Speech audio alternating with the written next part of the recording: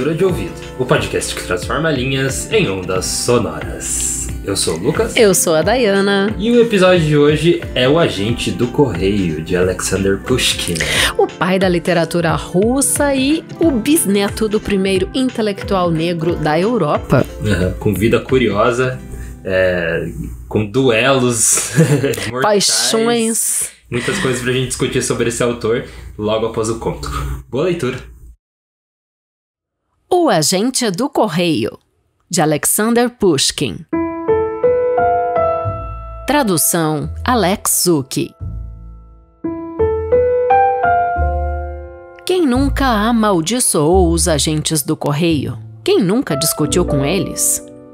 Quem, num momento de fúria, não lhes exigiu o livro fatal para nele registrar reclamações inúteis de suas extorsões, grosserias e impontualidades? Quem não os considera como monstros da raça humana, iguais aos falecidos procuradores, ou, pelo menos, os bandidos de Murom? Sejamos, entretanto, justos. Coloquemo-nos no lugar deles e talvez comecemos a julgá-los com mais indulgência. O que é um agente do correio? Um verdadeiro mártir da 14ª classe, apenas protegido dos golpes por seu posto, mas não em todas as ocasiões. Apelo à consciência dos meus leitores. Qual é a função desse ditador, como o príncipe Vyazenski o chama de brincadeira? Não seria ele um escravo das galés? Ele não conhece descanso, dia ou noite? Toda a irritação acumulada durante o curso de uma viagem cansativa, o viajante descarrega com o agente do correio. Se o tempo se mostra insuportável, a estrada abominável, o cocheiro obstinado, os cavalos ingovernáveis, o agente do correio é o culpado. Entretanto, em seu pobre domicílio, o viajante olha para ele como um inimigo. E o agente do correio tem sorte se conseguir livrar-se logo do seu indesejado convidado. Mas e se não houver cavalos? Céus! Quantos insultos, quantas ameaças caem sobre sua cabeça! Sob chuva e neve, ele é obrigado a sair para a rua. Durante os períodos de tempestade e nevasca, ele fica feliz em buscar abrigo no vestíbulo, mesmo que apenas para desfrutar de um minuto de repouso dos gritos e empurrões dos viajantes enfurecidos.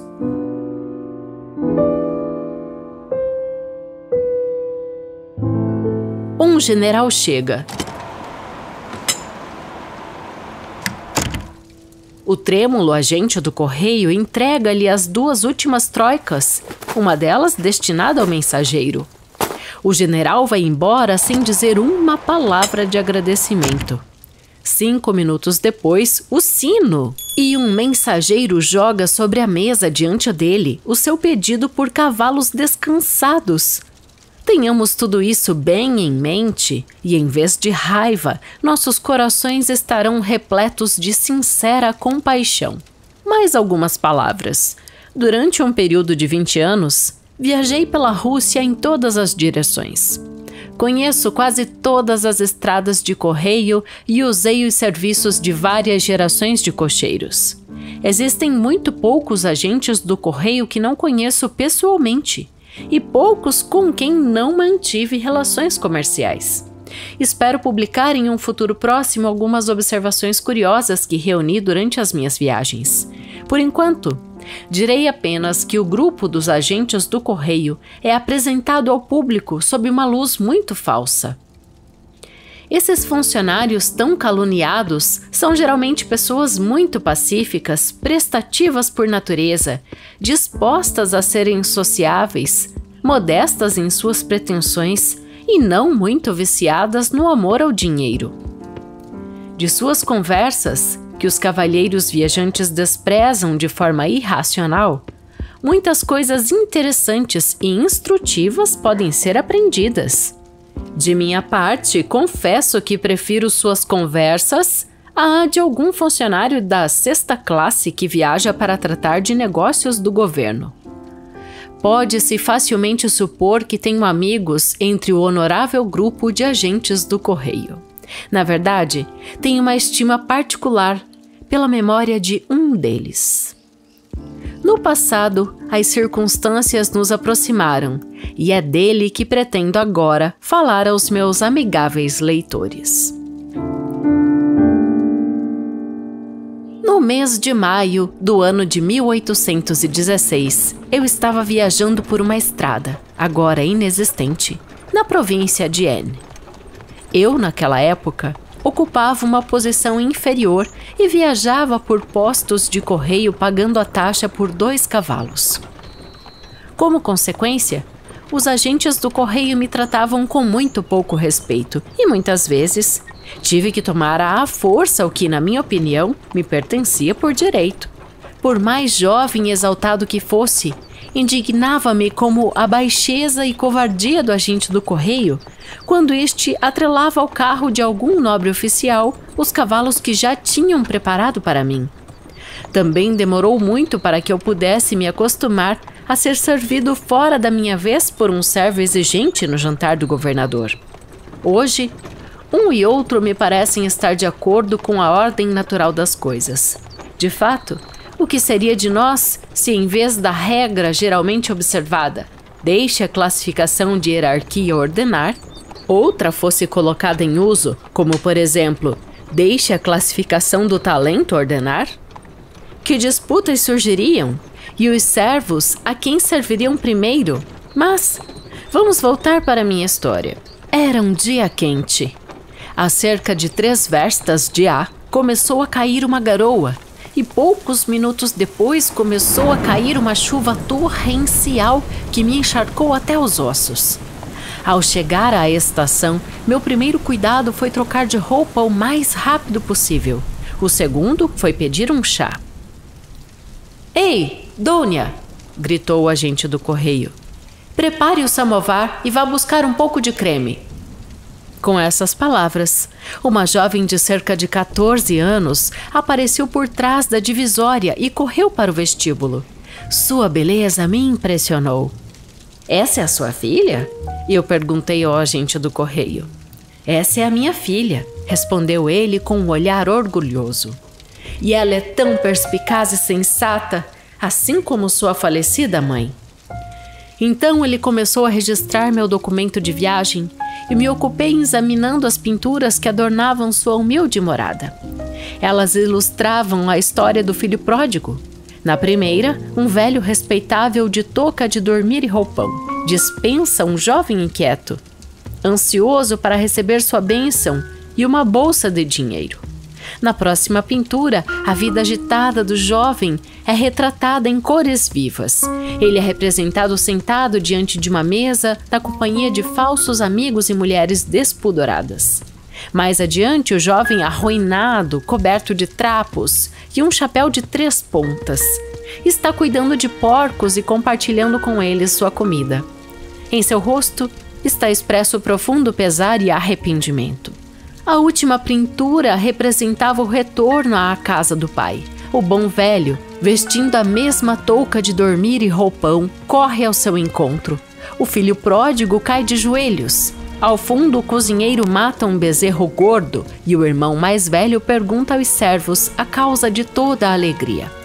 Abaixo de cada imagem, li alguns versos alemães apropriados. Tudo isso guardei na memória até os dias de hoje, assim como os potinhos de bálsamos, a cama com sua saia colorida e os demais objetos que então me cercavam. Vejo como se tivesse diante de mim o anfitrião, um homem com cerca de 50 anos, animado e forte, em sua longa túnica verde com 3 medalhas penduradas em fitas desbotadas. Eu mal havia acertado minha conta com meu antigo cocheiro quando Dônia voltou com o samovar. A pequena coquete viu, ao segundo olhar, a impressão que tinha causado em mim. Ela baixou seus grandes olhos azuis. Comecei a falar com ela. Ela me respondeu sem a menor demonstração de timidez, como uma menina com experiência no mundo. Ofereci um copo de ponche ao pai dela, à própria Dônia uma xícara de chá. E então, nós 3 começamos a conversar como se fôssemos velhos conhecidos. Os cavalos estavam preparados há muito tempo, mas me senti relutante em me despedir do agente do correio e de sua filha. Eu finalmente despedi-me deles. O pai desejou-me uma boa viagem. A filha acompanhou-me até a minha carruagem. No vestíbulo parei e pedi permissão para beijá-la. Dona consentiu. Posso contar muitos beijos desde aquela época, mas nenhum que tenha deixado uma lembrança tão duradoura, tão agradável. Vários anos se passaram e as circunstâncias me levaram à mesma estrada e aos mesmos lugares. Mas, pensei, talvez o velho agente do correio tenha se mudado e Dona já esteja casada. O pensamento de que o pai ou a filha poderiam ter morrido também passou pela minha cabeça e me aproximei da estação de A com um pressentimento triste. Os cavalos pararam diante do pequeno posto do correio. Ao entrar na sala, reconheci imediatamente as pinturas que ilustram a história do filho pródigo. A mesa e a cama estavam nos mesmos lugares de antes, mas as flores não estavam mais nos parapeitos das janelas, e tudo ao redor indicava decadência e abandono. O agente do correio estava dormindo sob sua capa de pele de ovelha. Minha chegada o despertou e ele se levantou. Certamente era Simeão Virim, mas como havia envelhecido! Enquanto ele se preparava para registrar o meu documento de viagem, olhei para os seus cabelos grisalhos, as rugas profundas em seu rosto, que não era barbeado há muito tempo, suas costas curvadas, e fiquei surpreso ao ver como 3 ou 4 anos haviam sido capazes de transformar um indivíduo forte e ativo em um velho débil. Você me reconhece? Perguntei-lhe. Somos velhos conhecidos. É possível, respondeu ele tristemente. Esta é uma estrada principal e muitos viajantes pararam aqui. E Dona, ela está bem? Eu continuei.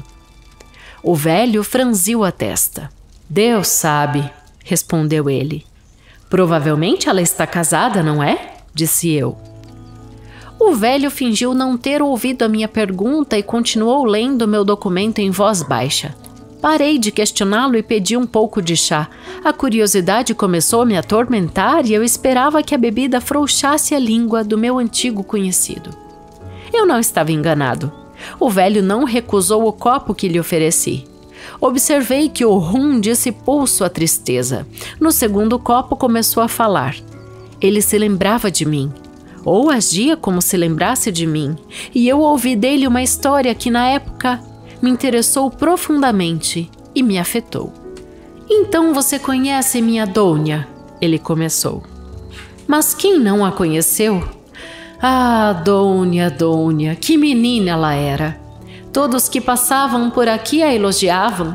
Ninguém tinha uma palavra a dizer contra ela. As senhoras costumavam dar-lhe presentes. Agora um lenço, agora um par de brincos. Os cavalheiros costumavam parar intencionalmente, sob o pretexto de almoçar ou jantar, mas na realidade apenas para poderem olhar mais para ela. Por mais zangado que um cavalheiro pudesse estar, na presença dela, ele se acalmava e falava com gentileza. Acredite em mim, senhor, os correios e os mensageiros da corte falavam com ela por meia hora a fio. Era ela quem cuidava da casa. Ela punha tudo em ordem, arrumava tudo e cuidava de tudo.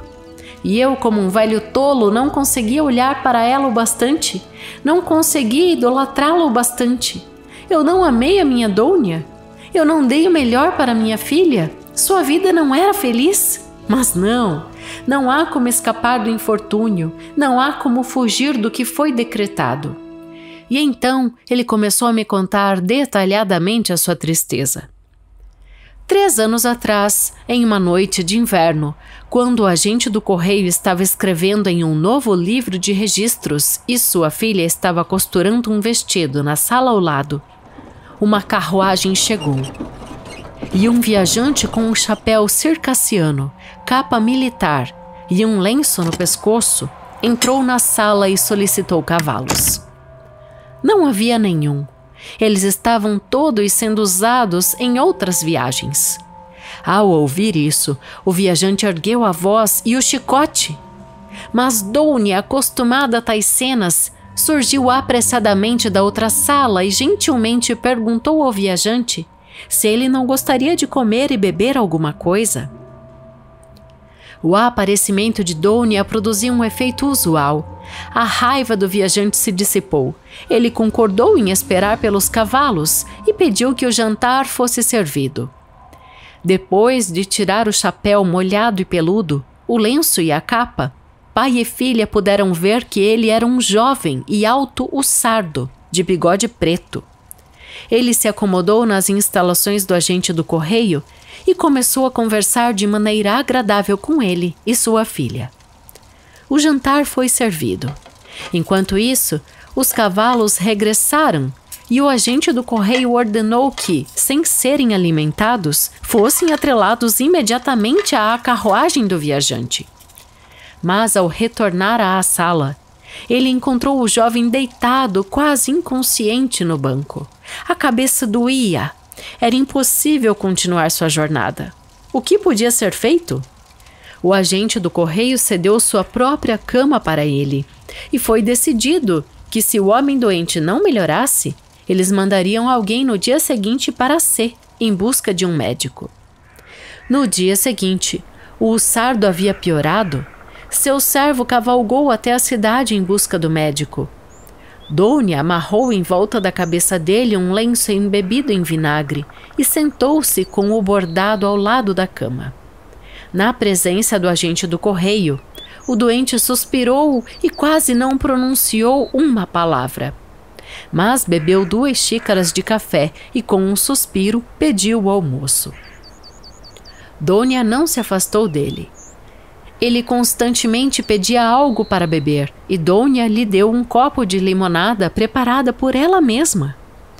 O doente umedecia os lábios e, a cada vez, ao devolver o copo, pressionava timidamente a mão de Dounia em sinal de gratidão. Na hora do almoço, o médico chegou.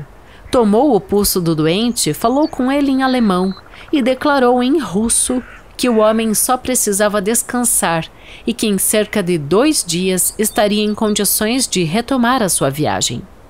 O hussardo deu-lhe 25 rublos por sua visita e convidou-o para almoçar. O médico aceitou o convite. Os 2 comeram com bastante apetite, beberam uma garrafa de vinho e se separaram muito satisfeitos. Outro dia se passou e o hussardo voltou a se sentir bem. Ele estava extraordinariamente animado, brincava incessantemente, ora com Dounia, ora com o agente do correio. Assobiava músicas, conversava com os viajantes, registrava seus documentos no livro da estação e assim conquistava o digno agente do correio. E na manhã do 3º dia, foi com pesar que ele se separou de seu gentil hóspede. Era domingo. Dounia se preparava para ir à missa. A carruagem do hussardo estava pronta. Ele se despediu do agente do correio, depois de o ter recompensado generosamente pela alimentação e estadia. Despediu-se de Dounia e ofereceu-se para levá-la até a igreja, que se situava no final da aldeia. Dounia hesitou. "Do que você tem medo?" perguntou seu pai. "Sua excelência não é um lobo? Ele não vai devorar você. Vá com ele até a igreja."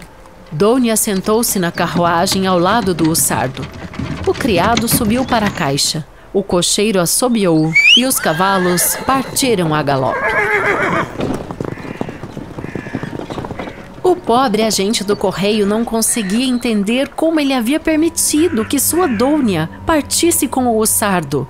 Como ele podia ter sido tão cego e o que teria acontecido com seus sentidos naquele momento? Não havia se passado meia hora quando seu coração começou a sofrer e a ansiedade e a inquietação tomaram conta dele a tal ponto que não conseguiu mais se conter e partiu para a missa. Ao chegar à igreja, viu que as pessoas já começavam a se dispersar, mas Dounia não estava, nem no adro, nem no pórtico. Ele entrou apressado na igreja, o padre estava descendo do altar, o sacristão estava apagando as velas, 2 velhas ainda rezavam em um canto, mas Dounia não estava na igreja.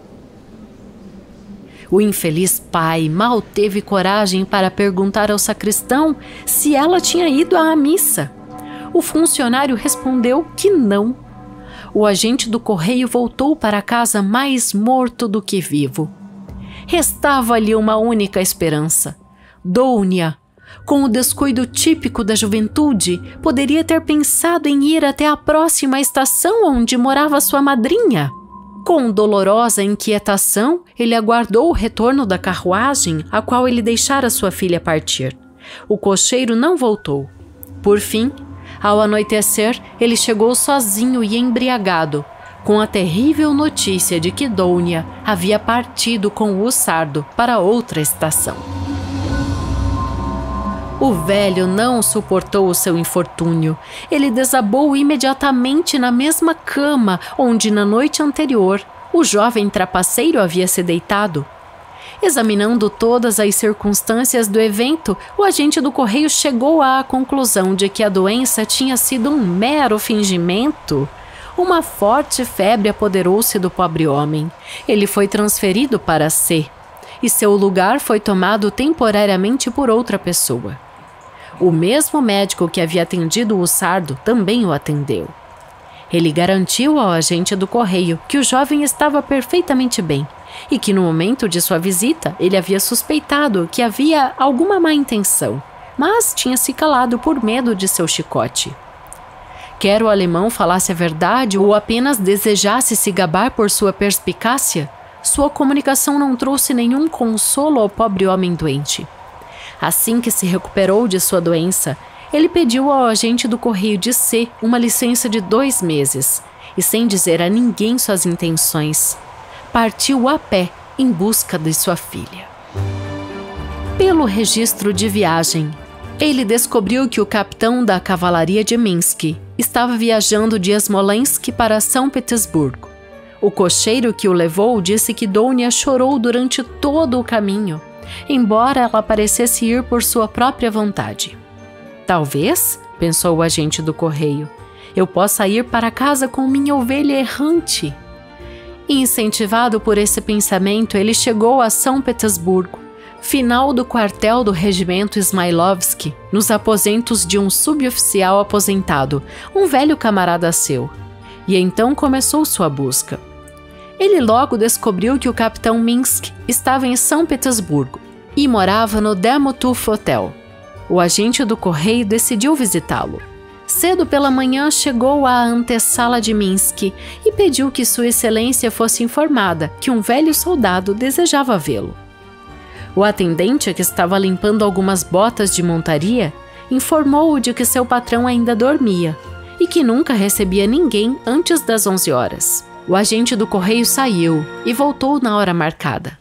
O próprio Minsk veio até ele em seu roupão e gorro vermelho. "Bem, meu amigo, o que você quer?" ele perguntou. O coração do velho começou a ferver, lágrimas começaram a brotar de seus olhos e ele só conseguiu dizer com a voz trêmula: "Sua Excelência, faça-me o divino favor." Minsk dirigiu-lhe um olhar rápido, corou, pegou-o pela mão, conduziu-o para o seu gabinete e trancou a porta.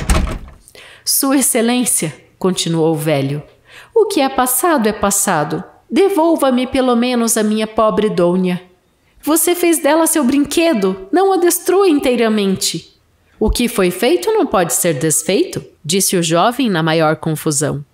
"Reconheço a minha culpa e imploro que me perdoe, mas não pense que eu poderia abandonar Dounia. Ela será feliz, eu lhe dou a minha palavra de honra. Por que você a quer? Ela me ama e não pode voltar à vida que levava antes. Nem você nem ela seriam capazes de esquecer o que aconteceu." Então, colocando algo na mão do visitante, ele abriu a porta e o agente do correio, sem saber como, se viu na rua novamente.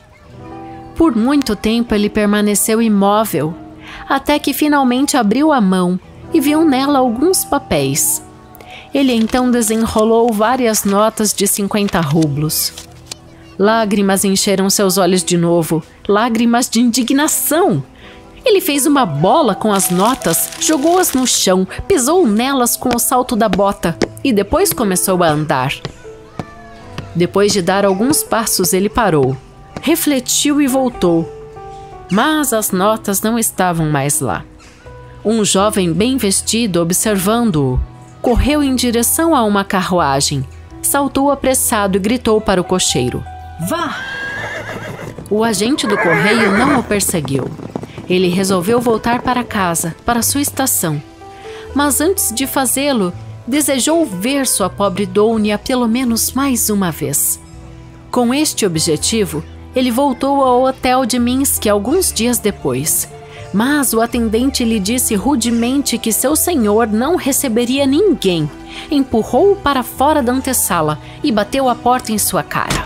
O agente do correio ficou indeciso por um longo tempo, então decidiu ir embora. Naquele mesmo dia, ao entardecer, estava caminhando pela Avenida Liteinaia, tendo ido a um culto na Igreja dos Aflitos. De repente, uma carruagem elegante passou por ele e o agente do correio reconheceu Minsk. O veículo parou em frente a uma casa de 3 andares, perto da entrada, e o hussardo subiu rapidamente os degraus. Um pensamento feliz passou pela mente do agente do correio. Ele voltou e, aproximando-se do cocheiro: "De quem é essa carruagem, meu amigo?" perguntou ele. "Não pertence a Minsk?" "Sim", respondeu o cocheiro. "O que você quer?" "Bem, seu mestre me mandou levar uma carta para sua Dounia e eu esqueci onde ela mora." "Ela mora aqui, no 2º andar. Mas você está atrasado com sua carta, meu amigo. O capitão já está com ela." "Isso não importa", respondeu o agente do correio, cujo coração começou a bater violentamente. "Obrigado por suas informações, mas saberei como lidar com a situação." E com essas palavras, ele subiu a escada.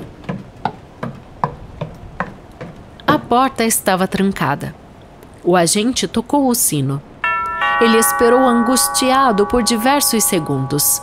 A chave chacoalhou e a porta foi aberta. "Avdotia Psimenovna mora aqui?" ele perguntou. "Sim", respondeu uma jovem criada. "O que você quer com ela?" O agente do correio, sem responder, entrou na sala. "Você não pode entrar! Você não pode entrar!" a criada gritou atrás dele. "Avdotia Semenovna tem uma visita." Mas o agente do correio, sem dar atenção a ela, seguiu em frente. Os primeiros 2 cômodos estavam escuros. No terceiro havia uma luz. Ele se aproximou da porta aberta e parou. Na sala, que estava lindamente mobiliada, Minsk estava sentado em uma atitude pensativa. Dounia, vestida da maneira mais elegante, estava sentada no braço de sua cadeira como uma cavaleira em sua cela inglesa. Ela estava olhando com ternura para Minsk e enrolando seus cachos negros em torno de seus dedos brilhantes de joias. Pobre agente do correio, nunca sua filha lhe pareceu tão bonita. Contra sua vontade, ele a estava admirando. "Quem está aí?" ela perguntou sem levantar a cabeça.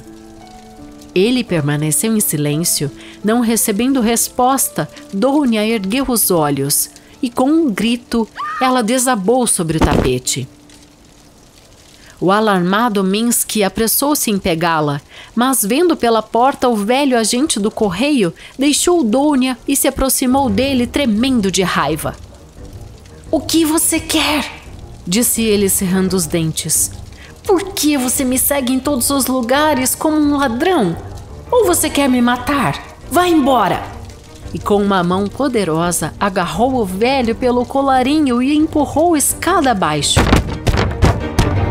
O velho voltou ao seu alojamento. Seu amigo aconselhou a apresentar uma reclamação às autoridades, mas o agente do correio refletiu, acenou com a mão e resolveu abster-se de tomar quaisquer outras providências sobre o assunto.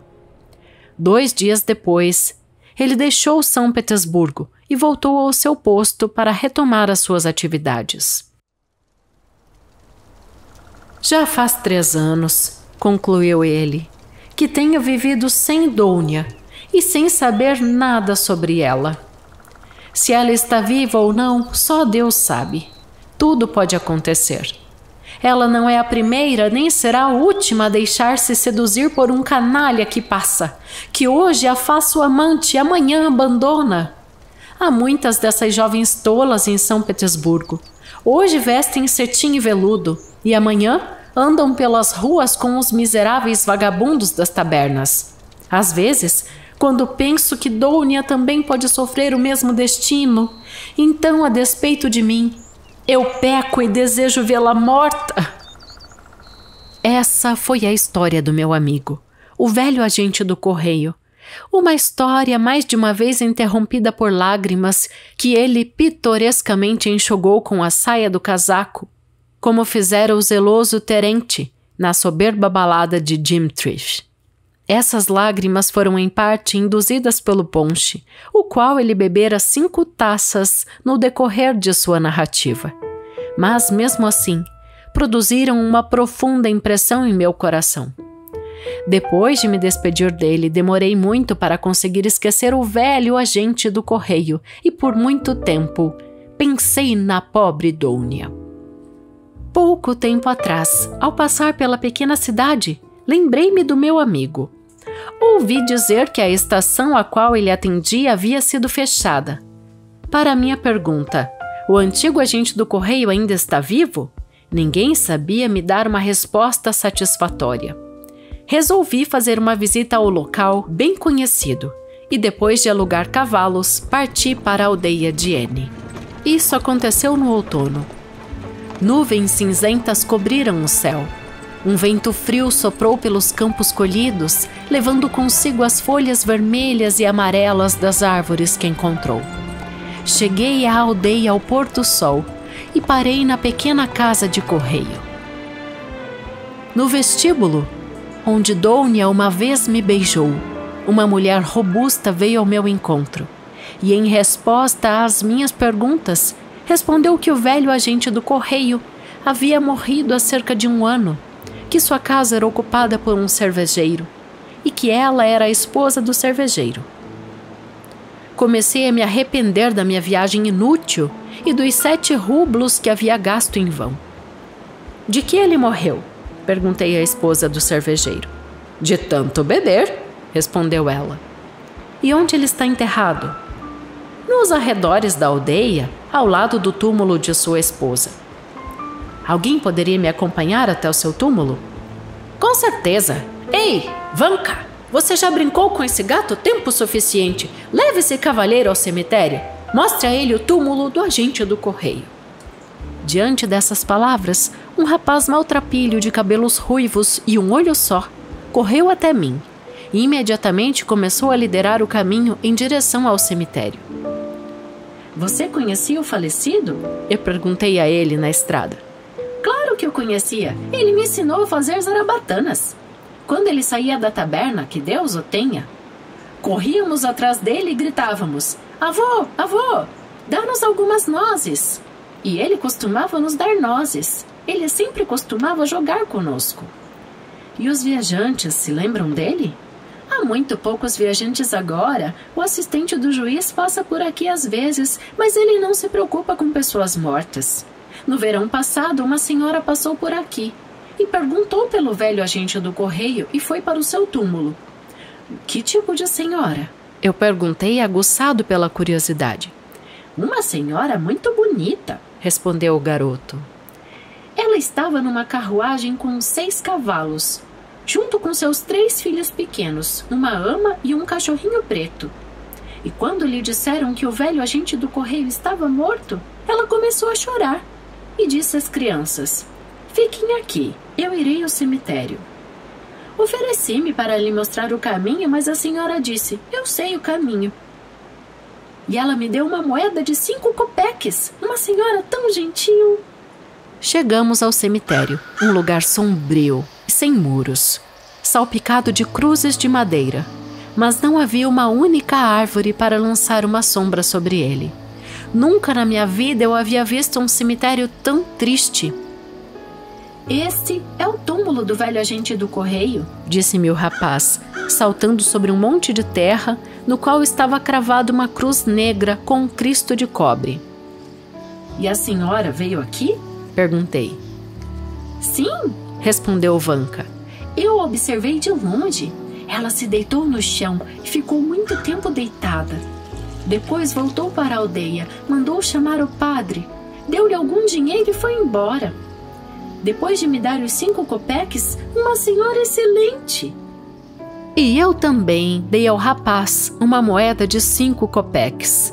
E não me arrependi mais da viagem, nem dos 7 rublos que gastei nela.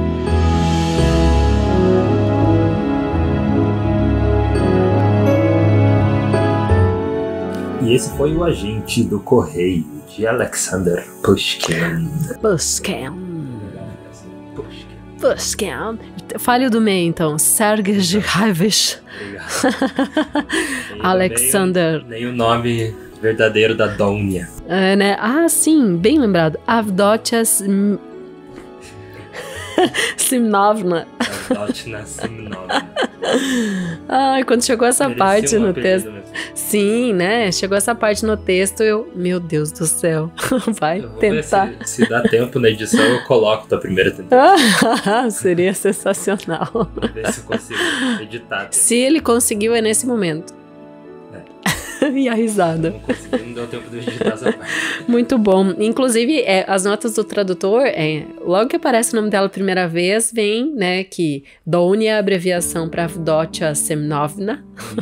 E aparece também uma coisa bem curiosa que diz respeito à introdução desse conto, que é a primeira nota do tradutor, que quando fala do agente do correio, isso está relacionado com as classes trabalhadoras que se tinha na época.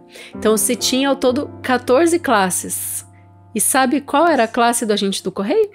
A última. A 14ª, muito tinha bom. E no começo dá a impressão que ele tá falando mal de uma pessoa, né? Da pessoa do agente do correio, né? E de quem tem esse cargo, mas ele tava justamente fazendo isso que você falou, né? Tava colocando ali onde que ele tava na casta social. Então era uma pessoa miserável, né? Caluniada, sim, né? Tipo, que sofria injúrias, né? Dos outros. Não sei se é por causa da tradução ou se é por causa do jeito da linguagem russa, né? Que parecia que ele tava falando mal, né? De todos os agentes do correio. Tipo, esses agentes do correio. Mas ele tava colocando na classe. E bem notado que esse agente de correio é totalmente diferente do agente do correio que a gente tem hoje, né? No nosso universo. Cara, então, agente do correio que fornece cavalos. E a gente tem que pensar que a interpretação que eu fiz, na verdade, é que esse começo, né, considerar que esse texto é lá de 1830, ele pode estar se referindo a todo e qualquer trabalhador hoje, né? É todo e qualquer trabalhador que é subordinado, que é exigido, que é humilhado em algum momento. A gente tá falando mesmo de um assédio de trabalho, né? Mas é porque as pessoas chegavam lá e queriam resultado, queriam cavalo, queriam carruagem, queriam uma noite de sono, comida. E tanto que ele tinha que lidar com muitos infortúnios, muita pessoa brava que chegava e que a filha dele, né, que acalmava os cavaleiros. Que era a flor da vida dele, né? Aí eis o X, né, que esse narrador traz pra gente. E então esse narrador inominado, eu achei bem legal esse movimento que primeiro fala dessa coisa assim, social, que é até um pouco chatinha de interpretar, mas são poucas linhas. Em seguida esse narrador se coloca: eu viajei por mais de 20 anos, conheci todos os agentes do correio desse universo e eu vou contar a história de um homem para você que eu conheci numa viagem de maio de 1816. E daí ele apresenta então o Simeão Verrin e a sua filha Dônia. E, na verdade, sabe, Lucas, eu fiquei um pouquinho desconfiada dessa adolescente aí. Ela não me pareceu muito pura, não. Sim, eu na primeira escutada ali, primeira lida, me deu a impressão de que ela tinha sido sequestrada mesmo, né? Que na verdade no começo foi até isso. Ela primeiro hesitou aí, né? E daí aí junto, e o pai dela, não, ele não é um lobo. Vai te devorar. Inocente. E daí ela, tá bom, então Então, ela primeiro hesitou, né? E daí o pai deu o aval e ela foi e acabou fugindo, mas daí você colocou um negócio, né, que quem viu ela depois, né, lá na frente da história, que o cara relata que viu ela na carruagem, falou que ela tava chorando muito, mas teve o detalhe que ela parecia que ela queria. Que não estava contra a vontade. Exatamente. Então, por isso que eu acredito que não foi sequestro, foi fuga. Essa é a minha visão. Até porque tem outros dois, assim, outras duas dicas, assim, que eu peguei no ar. Primeiro, 3 dicas. O narrador usa essas palavras. É uma menina com experiência no mundo. Gente, ela tem 14 anos quando ele conhece ela. 2, ela dá um beijo no narrador da história. Sim. Né? Tipo, ela aceita que ele beije ela. E 3, é uma coisa mais sutil, que tá no cenário da descrição do lugar ali, da casa do agente do correio. Não sei se você pegou essa coisa no ar. Os quadros, né? Justamente, a gente tem ali o quadro do filho pródigo. E a gente pode fazer essa leitura da história. Então, o que o filho pródigo? Ele sai da casa do pai com tudo que ele pode, gasta tudo aí pelo mundo, e depois ele volta pedindo perdão. Mas é um cara que sai de casa, então ele saiu porque ele quis, né? Por sua vontade, né? Nesse caso, o pai da Dônia não sabia que ela ia sair de casa. A vontade dele era que ela ficasse ao lado dele até toda a sua velhice, né? A gente percebe que é um pai muito amoroso, ele ama demais essa filha, né? E o medo dele é o quê? Que ela vire uma prostituta em São Petersburgo, né? Ele não usa esse termo prostituta, mas a gente tende a interpretar isso, né? Que fala essas mulheres que hoje ganham tudo, vestido, isso e aquilo, e ficam vagando pelas ruas, né? E acaba o destino da filha, ela acaba, né, tendo um destino muito melhor do que ela teria ficando com ele, né? Ficando com o pai ali. Então, assim, foi uma fuga mais inteligente, né? Uma faca de 2 gumes. Na verdade, eu fico pensando, né? Parece esse choro aí dela na carruagem, parece que a impressão que dá eu tô chorando de tristeza de me despedir do meu pai, mas é o que eu quero. Eu preciso fazer minha vida, né? Se depender dele, eu vou ser só esses homens de beira de estrada. E ela foi com um sardo. Curioso esse termo. Lucas, eu fui pesquisar. Sabe como que os sardos são treinados? Os sardos, primeiro de tudo, são cavaleiros. Eles são ou húngaros ou alemães, né? E sabe como eles são treinados? É um treinamento muito rigoroso. Imagina que eles têm que aprender a carregar o revólver em cima de um cavalo a galope embaixo de chuva. E falava que ele era novo também, né? Falou vários momentos ali que ele era novo. E novo no contexto ali, a gente pensa, né? Devia ter 15 anos. Devia ser também um adolescente como ela. Que novo pra gente é uma pessoa de 18, 20, 25 30. anos. Novo. Agora ali naquele contexto, né? Novo é 15 anos.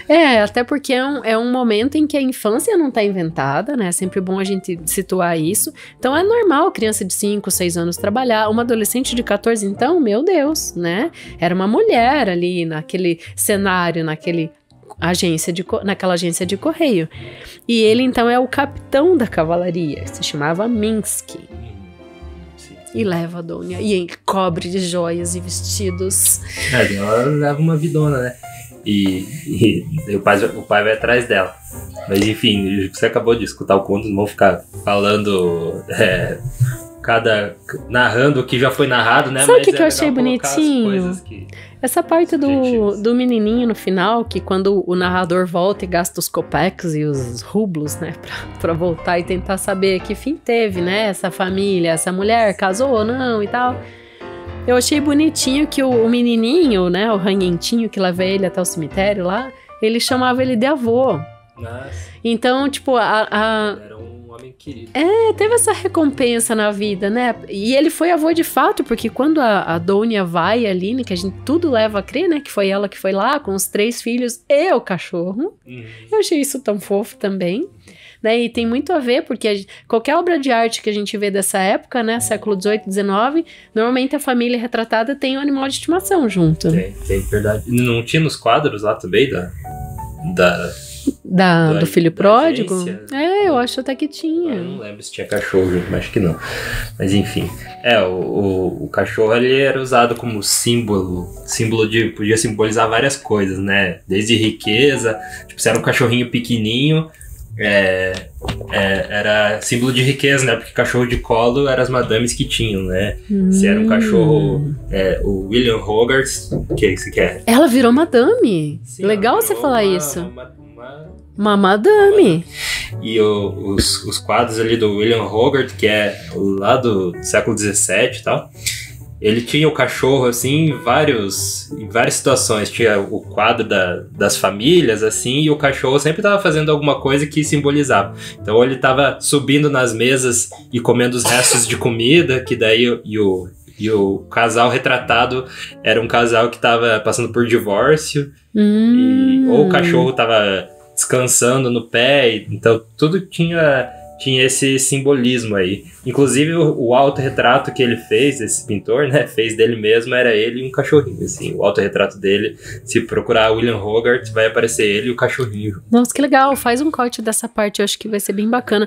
E de fato ela vem com os 3 filhos, a ama e o cão. Sem sombra de dúvidas ela virou uma madame. Sim, né? Com certeza. E deixa eles e vai até o cemitério e chora e distribui dinheiro pro padre e pro piazinho, então... Sim, é verdade. Então ela tá com a vida feita. Foi uma bela fuga, né? E o narrador conclui que valeu gastar todos os copeques e rublos pra ir lá. Copeques! Essa hora você tira sarro de mim, né? Mas não tem como não encarnar um piazinho de 8 anos. Na narração é tudo direto, né? Uhum. O piazinho tá... Ela me deu até 5 copeques! E no cemitério... E a narração já fica séria. Porque daí eu volto no narrador, né? Muito bom. Mas vamos falar dos copeques que o Pushkin acumulou na vida agora? Sim, o escritor russo considerado aí o Machado de Assis da Rússia, né? O Edgar Poe. Ele é pra Rússia o que o Shakespeare é pra Inglaterra. É mais... Uhum. E ele... Sabe quem era fã dele? O Dostoiévski. Tão lido, né? E estudado, que é o grande cara que desvendou a psique humana aí. Se a gente fala que Dostoiévski era fã do Pushkin, a gente pode imaginar o quanto Pushkin é alguém importante para a literatura russa. Ele é considerado mesmo o pai da literatura, no romantismo russo, né, que ele se encaixa, e é um símbolo da cultura russa também. Tem muita coisa, só que é interessantíssimo, porque a origem dele, a linhagem na parte da mãe, além de pai e mãe eram nobres, né? O pai era o Sergei Pushkin. E daí sai uma coisa legal, que o nome do meio dele é o Sergejevich. Daí eu fico pensando que esse Jevich do final, que o começo é igualzinho a grafia do pai, talvez funcione como o son no inglês, assim, o filho, né? Anderson, Jefferson... Pode ser, não faço ideia, né? Também não faço ideia, é só uma conjectura que estamos lançando aqui. Mas é o mesminho nome no começo ali. Então, o pai era nobre, uma das antigas famílias da aristocracia russa, e a mãe também. E o que é muito legal, nessa época, ele mesmo, Pushkin, foi alfabetizado primeiro em francês, depois que ele aprendeu o russo. Então, essa finura, né, esse refinado da educação dos próprios russos era dado primeiro em francês, isso tinha a ver com a própria colonização ali, né, século XVII, XVIII, enfim, esses primórdios ali. Mas o bisavô dele... que sim, também já foi um cara de destaque. Por isso que eu abri o episódio falando que ele era bisneto do primeiro intelectual negro da Europa. Quer saber como é que essa história se desenrola? Sim. Ele era negro, inclusive, né, o Pushkin, e retratavam ele como branco, igual o Machado de Assis. Quando eu li a biografia, eu falei, nossa, o cara era negro, daí vê a figurinha, né, porque eu acho que é desenho, é pintura, né, não é foto, né. Porque como ele é, nossa, acho que talvez é o autor mais antigo que a gente já trouxe. leitura? Não, a gente trouxe o Camões, que é mais antigo. Não, mas ele nasceu em 1799, né? Então, de fato... Ele só tem pintura dele mesmo, tratando ele.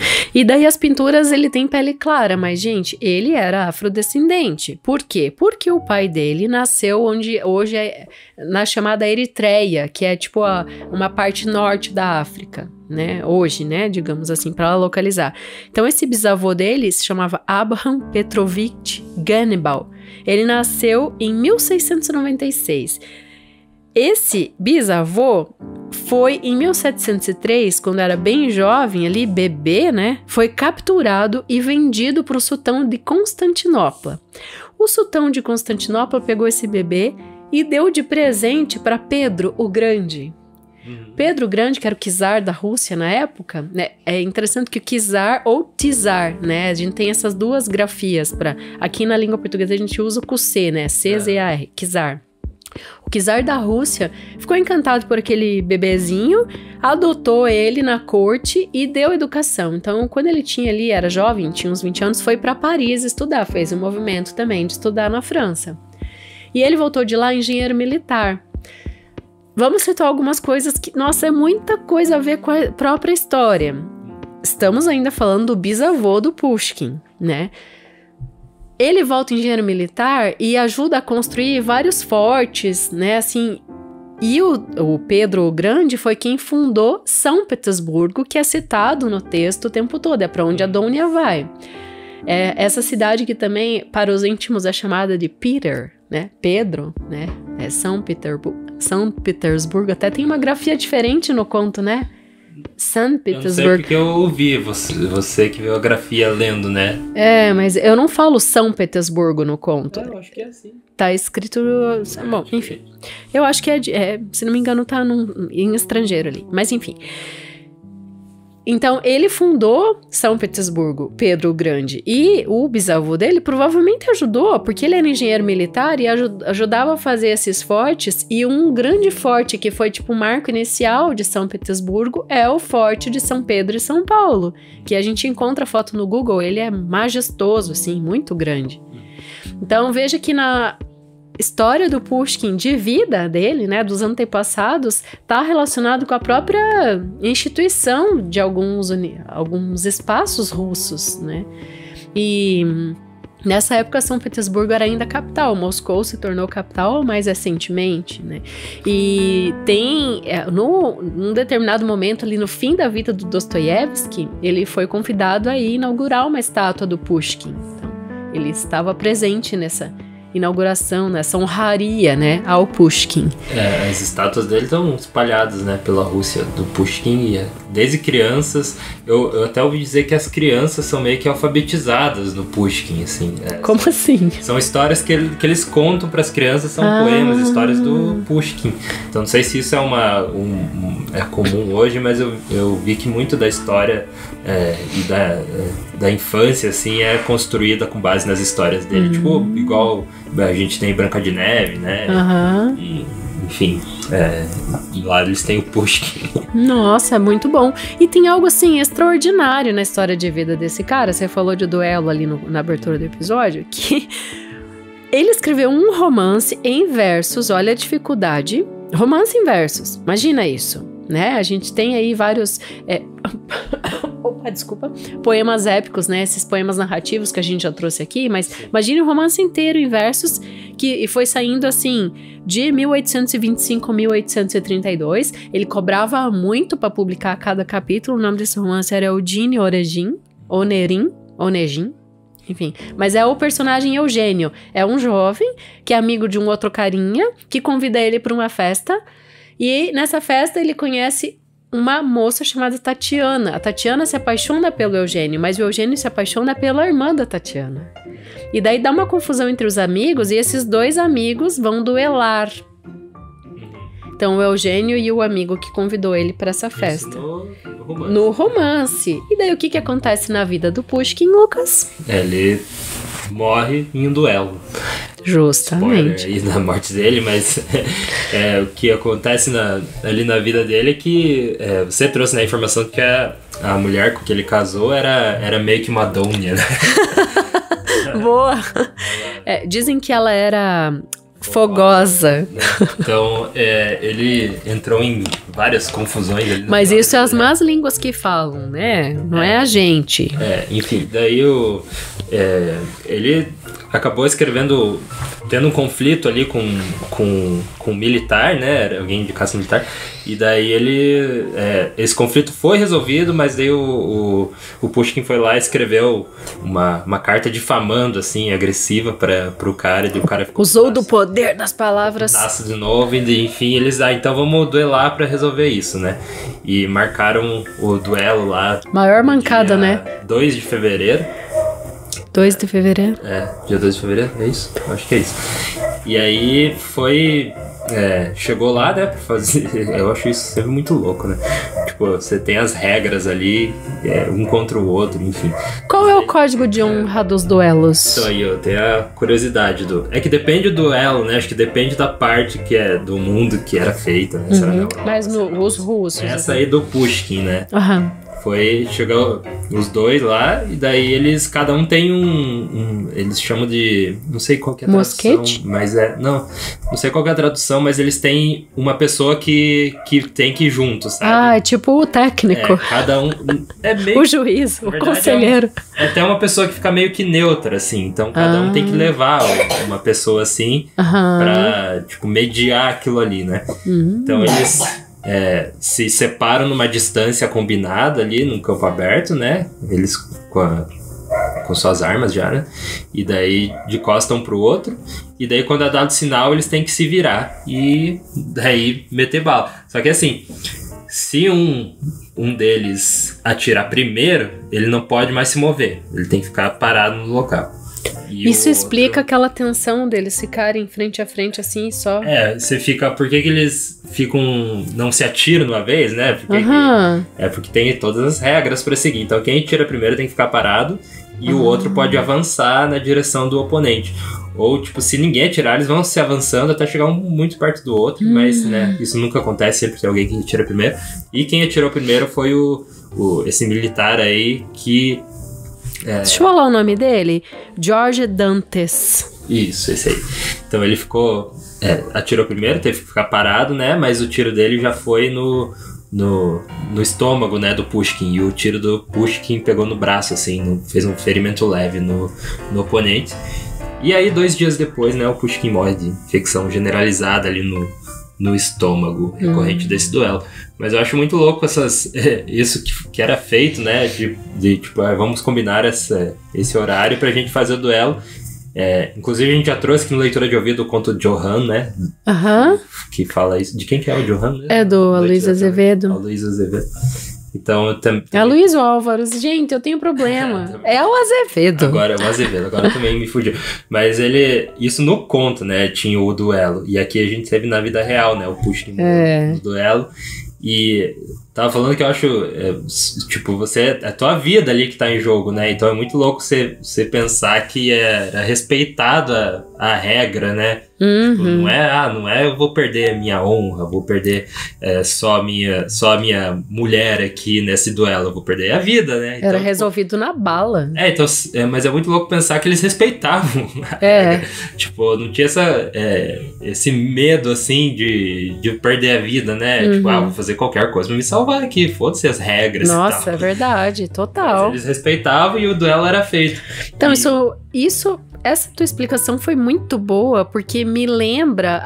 Eu fiquei pensando aqui nas cenas do Barry Lyndon, aquele filme lá, todo iluminado, Kubrick, só a vela, que tem essa cena do duelo também, que eu assisti ali e fiquei pensando, mas meu Deus, por quê? Né? E agora eu entendi. Eles resolveram do duelo, e no caso do Barry Lyndon era também uma pessoa...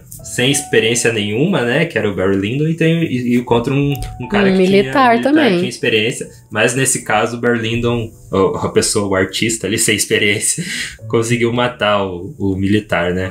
E daí em diante a história continua. Isso acontece bem no início do filme.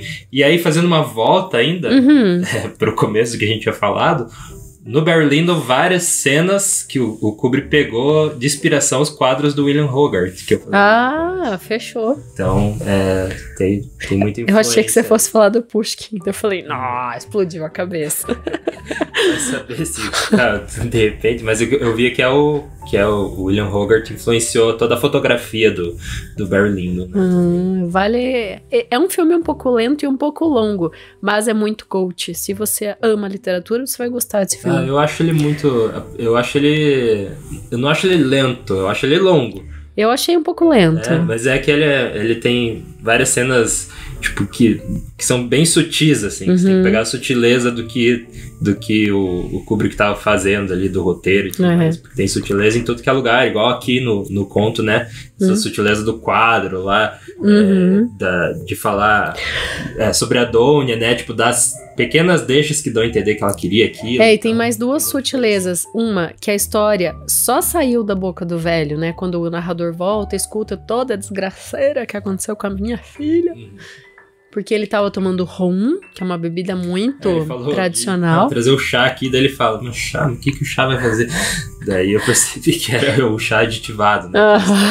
E o chá, do comecinho ali da história, é servido, ele fala, vai pegar o samovar. Eu fui pesquisar, que sou muito curiosa. Gente, é um objeto lindíssimo, é o princípio da história, os primórdios da chaleira. Não, né? Se você adora a arte, aí você já... Mas é bom a gente traduzir aqui, né? Porque nem todo mundo vai saber o que é um samovar. Eu não sei. Não, é lindo. Você acha samovar, assim, banhado a ouro, encrustado de pedras preciosas. Coisa assim, ó, mais de 10 mil reais. E a parte de baixo, assim, o fogo, né? Colocava o fogo ali direto, daí tem tipo um bujãozinho. Não, é muito mais chique. E daí a parte de cima lembra muito uma chaleira mesmo, que é o que a gente só tem hoje em casa, né? Essa parte de cima da chaleira. Mas hoje você acha samovar até elétrico pra comprar na internet. Só que daí não tem toda essa beleza, né? Eu acho que é muito importante pra cultura ali também, né? E o frio toda hora, objeto de importância na casa. E aparece muito em toda a literatura russa esse objeto, por isso é interessante, quis abrir essa explicação aqui. Mas o Pushkin, muito cedo, né, ele demonstrou, assim, esse talento para a literatura. Aos 15 anos, ele declamou um poema, já, assim, considerado muito, muito importante. Só que, quando ele foi ficando adulto, ele foi se engajando nas causas sociais, e ele escreveu Ode à Liberdade, que é uma poesia, assim, onde ele meio que rasga o verbo. Ele foi porta-voz, assim, dos rebeldes. E daí ele foi convidado a se retirar, né? Então, tipo, ele passou um tempo fora. Ele passou um tempo fora, escreveu muita coisa fora.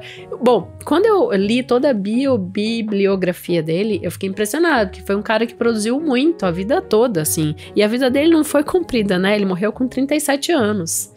Né, nesse duelo. E deixou 4 filhos com a moça ali, que a gente falou dela, vamos falar o nome dela, é a Natália Goncharova. Boa moça.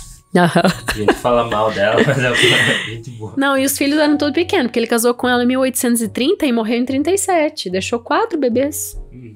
Né? Mas a vida é assim, né? Muito cedo mesmo. Duelo, né? Ainda bem que a sociedade mudou, né? Mais ou menos. Não muito, né? Até eu fiquei um pouco preocupada, porque a entonação do nome dele lembra do presidente, né? Da Rússia. E daí toda essa bagaceira que tá acontecendo, inclusive o euro caindo, né? Eu pensei, não, mas as pessoas vão entender que literatura, quando a gente fala de literatura russa, a gente tá falando de topo da cadeia alimentar de literatura. Né? A gente deixa de lado aí os conflitos que estão acontecendo agora, mas a literatura russa é muito importante, né, para literatura mundial. E filosofia também, talvez ainda mais, né? Então, exatamente. É muito legal a gente trazer aqui, apesar de tudo que tá acontecendo, a gente deixa de lado. A gente tem que render honras, até porque o Anton Chekhov vai voltar também. Né? O Chekhov é muito bom também.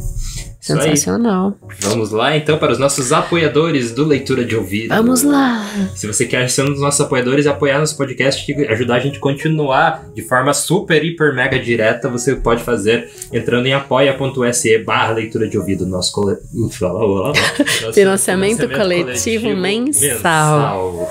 E também você pode enviar um pix para leituradeouvido@gmail.com. Se você, não quero entrar no fazer minha conta ali. Acho que nem precisa fazer conta, colocar o cartão. Mas colocar o meu cartão, eu quero fazer um Pix direto aqui pro pessoal.